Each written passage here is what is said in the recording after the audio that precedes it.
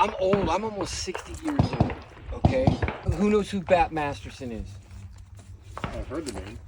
Right? I looked at these guys. I loved guns. You know, loved the gunfighter whole thing, and wanted to be a Marine and stuff like that. And so one of the best gunfighters, most notorious gunfighters. We're talking about Wild Bill, right? That guy shot a lot of people dead, right?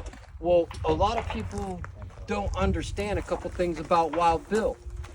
One of the interesting facts of Wild Bill was he worked with the cavalry for a while as a scout, okay? And so he carried a saber, sword, right?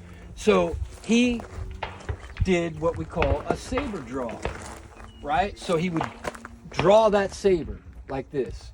Well, that's why he crossed up his guns.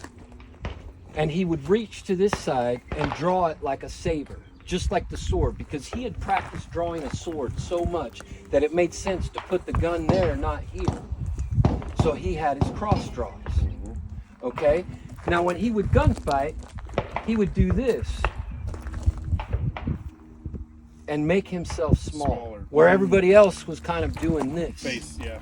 Right? And so he would get up there and do that cross draw, and he was deadly with it because he had learned to point that sword at his enemy. And now when he threw that iron out there, the gun, it was the same thing. And so that's why one of the reasons he was so notorious. So there was a few guys like him that did, the cross draw. He was the one who kind of, that's what made him so notorious. And a lot of people don't understand that all came from drawing a sword, okay, and being accurate at getting that point right on the target. Right? Now we're doing the same thing with the gun. Well, there was people that started putting slits in their holsters, okay, because they would want to draw like this and come up and shoot from here, right? It wasn't bang in a gunfight. It was boom, right? So back then they had the big old, 6-shooters like this. And so when they come up, they put a slit in the holsters so that it would break leather quicker. So that instead of having to come all the way to the top, they could actually start to break the leather sooner and get the barrel on target quicker, right? So when we kick this leg back, one of the things we're doing is we're driving the holster. See how my pocket, watch my pocket, and you're gonna see how it pulls away from my hand, right? And so the same thing with your holster. As you begin to drive that leg back, you're gonna clear your holster faster because it's gonna drive the holster away from your hand that wants to go this way, right? So you guys all understand, I told you about the cants. We don't wanna cant the holster here. We cant the holster that we carry here. That's called the FBI cant because naturally our hand's gonna cant with it like this. But if you cant this, look at what it does to my shoulder.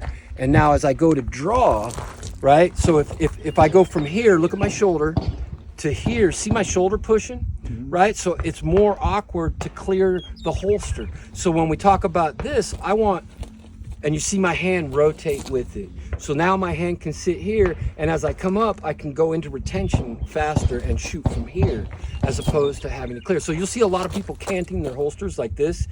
That does not do anything to help you, right? So when you go like this, have your holster here, you drive that leg back, it's actually gonna push your holster down away from your hand as you're trying to clear.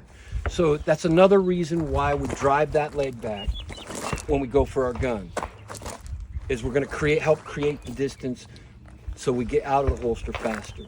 So these are little things when we talk about, what made gunfighters, what made them special, what made them different, and going all the way back and looking at some of these guys and they say, well, those guys are all dead now. Well, guess what? They were the best at the time when they were doing it, right?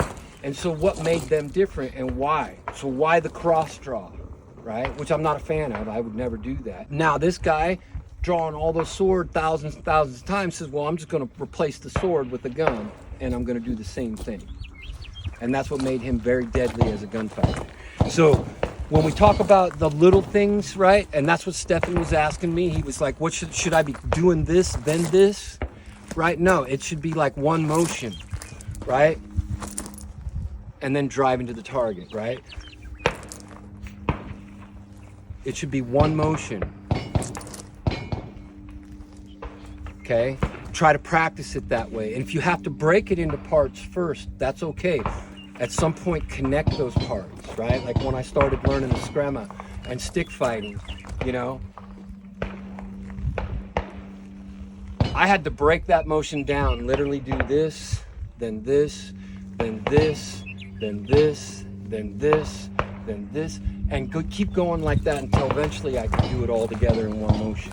So I want you guys to understand, if you have to break the pieces down, break the pieces down, right? But eventually you're gonna wanna do it smoothly and in one motion, so it all just sort of happens as you get up there, okay? All right.